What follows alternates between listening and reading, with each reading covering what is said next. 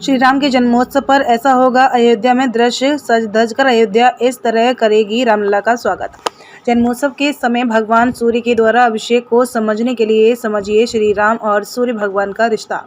लंबे समय और इंतजार के बाद जब रामलला अपनी जन्मभूमि पर अपने जन्मदिन पर बधाई गीत सुनेंगे और सूर्य की किरणें उनका अभिषेक करेंगी, तो सोचिए कैसा दृश्य होगा।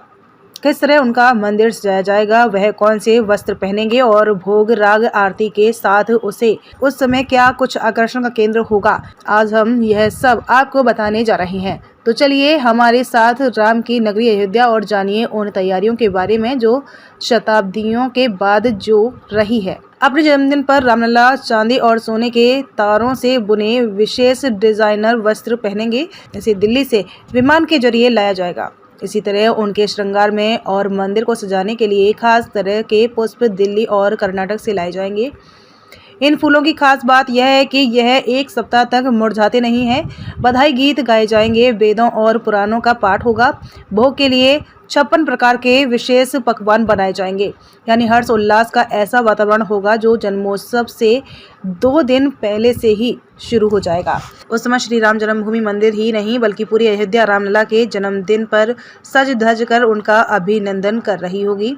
यहाँ तक कि भगवान सूर्य भी उनका अपनी किरणों के द्वारा हाथ पसार कर उनका अभिषेक करते दिखाई देंगे।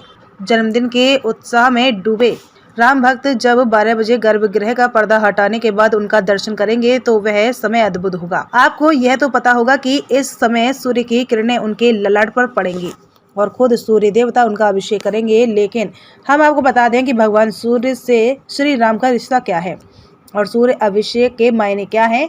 गोस्वामी तुलसीदास ने इसका बड़ा मार्मिक वर्णन किया है। सूर्य वंश में श्री राम प्रकट हुए हैं, तब भगवान सूर्य ने कहा कि मेरा मान बढ़ गया है, मैं जन्मोत्सव देखूंगा।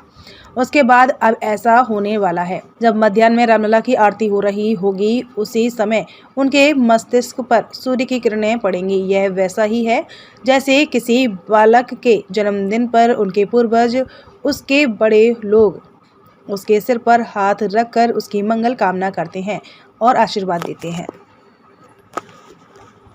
सूर्य वंश में भगवान श्री राम प्रकट हुए हैं। सूर्य की उन्होंने आराधना की है। सूर्य उनके कुल पुरुष हैं। भारत की परंपरा में पंचदेवोपासना की पद्धति है और सूर्य नारायण की उपासना होती है। भगवान वेद कहते हैं जड़ चेतन जगत की आत्मा ही भगवान सूर्य है। तो भगवान श्री राम जब त्रेता में प्रकट हुए तब भी सूर्य नारायण ने आकर के 1 महीने रुक करके उनका दर्शन किया था। अभी कलयुग में अपनी जन्मभूमि पर भगवान का जन्मोत्सव मनाया जाएगा। तो ये बड़ी विलक्षण बात होने वाली है कि मध्याह्न वेला में भगवान के मस्तक पर सूर्य नारायण की किरणें पहुंचे, इसकी भी योजना की जा रही है। ये योजना इस दृष्टि से विलक्षण है कि भगवान श्री राम के कुल पुरुष कोई ऐसा नहीं तो श्री राम जी को आशीर्वाद दे, उनका मंगला शासन करे, तब तो उनकी कृपा की आकांक्षा। लेकिन कथाओं की दृष्टि से हम देखेंगे तो सूर्य नारायण भगवान श्री राम के ही पूर्वज। तो भगवान सूर्य की किरणें उनके मस्तक पर पड़ेंगी, तो इस तरह ही है जैसे मानो उनका भी मंगला शासन भगवान सूर्य के द्वारा किया जाएगा। देखिए, जो आपकी रामनवमी का राम जन्मोत्सव मनाया जा रहा है वो तो खासी खास है, क्योंकि वर्षों की संघर्ष और तपस्या के बाद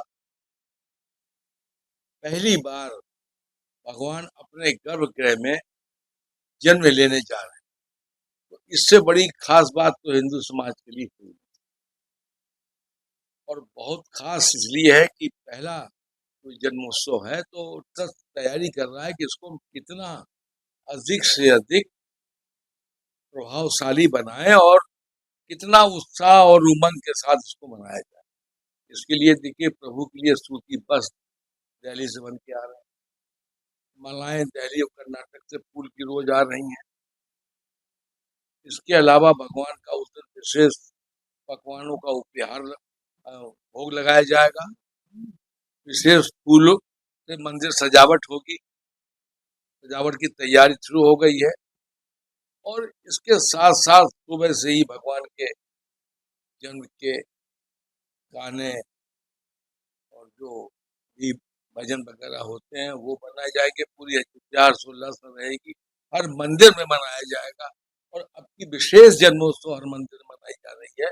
पूरा अयोध्या सजा एकदम सज जाएगा और अष्टमी से ही आपको अयोध्या देखने के लिए निश्चित है आप मन में जरूर जिज्ञासा करेंगे, चलो भाई जब चले, बहुत अच्छे बहुत भगवान के जन्मोत्सव सजावट हो रही है, मंदिर मंदिर में उत्साह है, गायन हो रहा है, सजावट हो रही है और 10 से जितनी अधिक से अधिक उसमें कार्य कर सकता उतना करने की तैयारी।